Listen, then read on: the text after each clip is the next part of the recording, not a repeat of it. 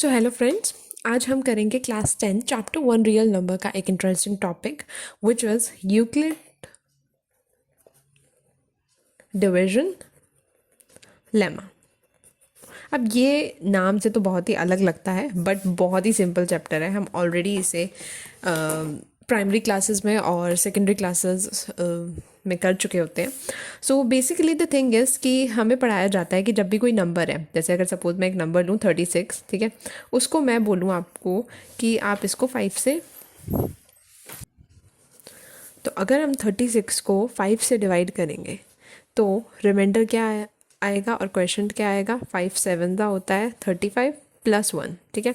अब इसे हम क्या कहते थे, ये हमारा होता था डिविडेंड, ये होता था डिवाइज़र, ये होता था क्वेश्चन और ये होता था रिमाइंडर। तो जब हम छोटी क्लासेस में थे तो ये हमें एक पढ़ाया जाता था कि dividend is equal to divisor into quotient plus remainder. अब बड़े होने पे when you are in 9th और 10th क्लास, तो यहाँ पर क्या है, बस इनको इन वर्ड्स को और नंबर्स को हमने वेरिएबल्स से रिप्लेस कर दिया है। और जो हमारे वेरिएबल्स क्या बन जाते हैं, that A is equals to B Q plus R. A और बी कोई वेरिएबल हैं जहाँ पर ए को डिवाइड किया है बी ने।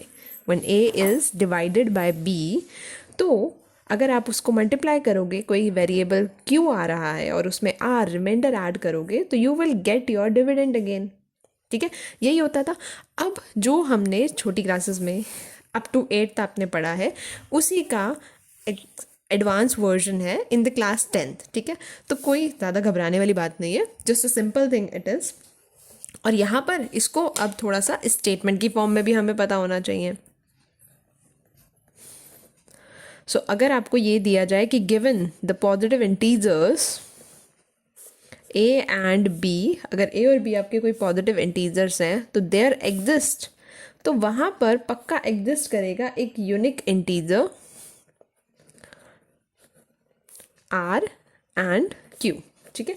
क्यू और आर आपके दो यूनिक इंटीजर्स हैं जो एग्जिस्ट करेंगे, जो आपके क्या करेंगे, which will satisfy this equation which is A is equals to B Q plus R. और एक कंडीशन है हमारी कि 0 से बड़ा होना चाहिए ये आर और बी से छोटा होना चाहिए। अब यहाँ पर भी तो जब हम डिवाइड करते थे यही होता था ना। जब अगर आपको डिवीजन अच्छे से आती है तो आपको ये चीज़ें भी अच्छे से समझ आएंगी कि हमारा जो भी रिमाइंडर आना चाहिए वो कभी भी इस 5 से ग्रेटर नहीं होना चाहिए ना। 5 से बड़ा होगा मीन्स कि अभी डिवाइड हो सकता है, रिमाइंडर हमेशा 5 से छोटा होगा, ठीक है। तो यहाँ पर भी यही बात की है कि ये जो हमारा डिवाइज़र है बी, उससे हमारा रिमाइंडर छोटा होना चाहिए। अब या तो 0 से बड़ा होगा या फिर 0 आ जाता है, तो दैट मीन्स अगर 0 आ गया हमारा रिमाइंडर तो that means the number is completely divisible by the divisor, कि आपका जो नंबर है डिविडेंड वो डिवाइज़र से कम्प्लीटली डिविजिबल है, ठीक है। तो ये स्टेटमेंट है हमारी यूक्लिड डिवीजन लेमा की कि अगर आपके कोई भी दो पॉजिटिव इंटीजर्स हैं ए और बी, तो वहाँ पर पक्का यूनिक इंटीजर क्यों बोल रहे हैं, क्योंकि अब जैसे मैंने यहाँ पे 36 और 5 लिया था, तो एक ही नंबर है ना, क्यू 7 ही आ सकता है, क्या यहाँ पे 8 आ सकता था? 36 के लिए not possible, 8 is not possible. और रिमाइंडर भी सिर्फ एक ही, यहाँ पर रिमाइंडर भी सिर्फ 1 ही आ सकता है, आपका कोई और नंबर तो नहीं आ सकता था ना। तो हमेशा ये यूनिक होंगे, मींस एक ही नंबर एडजस्ट करेंगे। तो जो हमारा क्यू और आर भी हम यहाँ पर इसलिए लेते हैं, Q denotes the quotient and R denotes the remainder. और आपको पता है कि वेरिएबल्स हम क्यों लेते हैं, अल्फ़ाबेट्स को हम क्यों ले रहे हैं, वेरिएबल मतलब जिनकी कोई फिक्स वैल्यू नहीं है, ये वेरी कर रहे हैं हमारे वेरिएबल्स, इसलिए हम इन्हें अल्फ़ाबेट्स की फॉर्म में रिप्रेजेंट करते हैं। अब यहाँ पर मैं ऐसे तो नहीं लिख सकती ना 1 is equal to 2 into 3 plus 5, उसका तो कोई लॉजिक ही नहीं बनता। हर बार ये नंबर्स चेंज होंगे, तो हमने क्या किया, अल्फ़ाबेट्स की हेल्प ली हमने, ठीक है। तो मैथ बहुत इंटरेस्टिंग है। मैथ्स नंबर्स में कमी पड़ रही थी तो मैथ इंग्लिश के पास गई और वहाँ पर जाकर उसने अल्फ़ाबेट्स को अपनी मैथ्स में क्या बना लिया, वेरिएबल्स बना लिया अल्फ़ाबेट को, ठीक है। तो यही है हमारा यूक्लिड डिवीजन लेमा। अब यहाँ पर इसकी एक एप्लीकेशन भी हमें दी हुई है 10th क्लास में, विच इज़ वेरी इंटरेस्टिंग, कि हम इसको यूज़ कर सकते हैं टू फाइंड आउट एचसीएफ और एलसीएम, ठीक है। इसका हम यूज़ कर सकते हैं क्या फाइंड आउट करने के लिए, एलसीएम भी फाइंड आउट कर सकते हैं, बट अभी मैं एचसीएफ का बताऊंगी, ठीक है। तो एचसीएफ आपके कोई भी दो गिवन नंबर्स का या कोई भी दो गिवन इंटीजर हैं और पॉजिटिव होने चाहिए वो इंटीजर्स, ठीक है। नंबर्स भी हम नहीं लेंगे, पॉजिटिव इंटीजर्स ले रहे हैं क्योंकि नेगेटिव नंबर्स को हम नहीं लेंगे यहाँ पर, ठीक है। हम पॉजिटिव इंटीजर्स लेते हैं, उन्हीं के बेसिस पे हम क्या करते हैं, एचसीएफ फाइंड आउट करते हैं, ठीक है।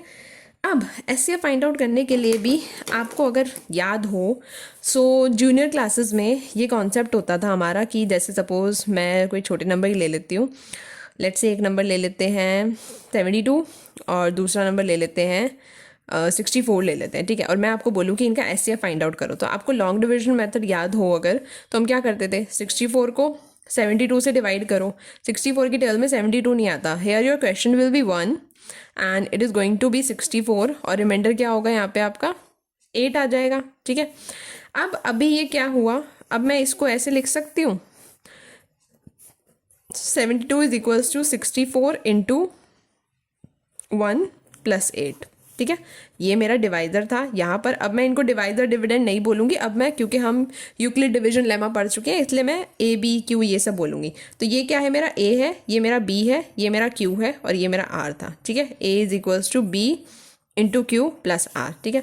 अब आपको याद हो तो यहाँ पर जब रिमाइंडर बच जाता था तो हम क्या करते थे, जो प्रीवियस हमारा बी था उसको हम लेते थे यहाँ पर 8 एज इट इज़ 64 आ जाएगा।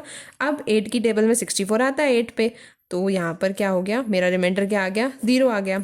अब इसको मैं ऐसे लिख सकती हूँ 64 is equals to 8 into 8 plus 0, this is my A, this is my B Q and this is my R, ठीक है। तो यहाँ पर जब हम यूक्लिड डिवीजन लेमा को यूज़ करते हैं टू फाइंड आउट एचसीएफ, तो ये मैंने आपको जो कॉन्सेप्ट बताया है ये है हमारा जूनियर क्लासेस में, हाँ, जो हमने किया था। हम डिवीजन मेथड को फाइंड आउट करके क्या करते थे, एचसीएफ फाइंड आउट करते थे, हम ऐसे डिवाइड करते रहते थे।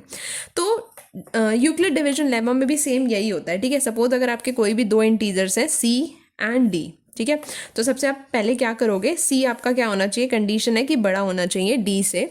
तो अगर आपका सी जो है वो डी से बड़ा है तो यहाँ पर क्या होगा, C is equals to D Q plus R आ जाएगा। जैसे मैंने यहाँ पे किया था कि नंबर्स थे मेरे, 72 मेरा बड़ा है 64 से, तो यहाँ पर मेरा ये अगर हम कंपेयर करें 72 ये हो गया, 64 मेरा डी हो गया, क्यू आ गया और आर आ गया, ठीक है। तो अभी हमें यहाँ पर एचसीएफ नहीं पता चला था। HCF is the highest common factor, एक ऐसा नंबर जो दोनों को क्या करे, दोनों का कॉमन फैक्टर हो और सबसे बड़ा नंबर होना चाहिए वो, ठीक है।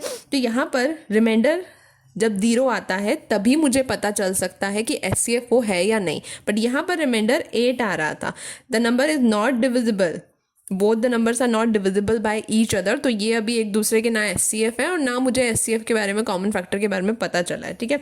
तो नेक्स्ट हम यही करते हैं, यहाँ पर हमें ये इक्वेशन जब तक मेरा आर 0 के इक्वल ना आ जाए तब तक ये सॉल्व करनी होती है, तब तक हम इस इक्वेशन को आगे कैरी ऑन करते रहेंगे। बस यहाँ पर सी और डी क्या होंगे, ये चेंज होते रहेंगे, क्योंकि जैसे आपने अभी देखा यहाँ पर 64 अब क्या बन गया था, वो हमारा एक ही प्लेस पे आ गया था और मेरा जो पिछली बार रिमाइंडर रह गया था, ठीक है, वो मेरा क्या बन गया, डिवाइजर बन गया।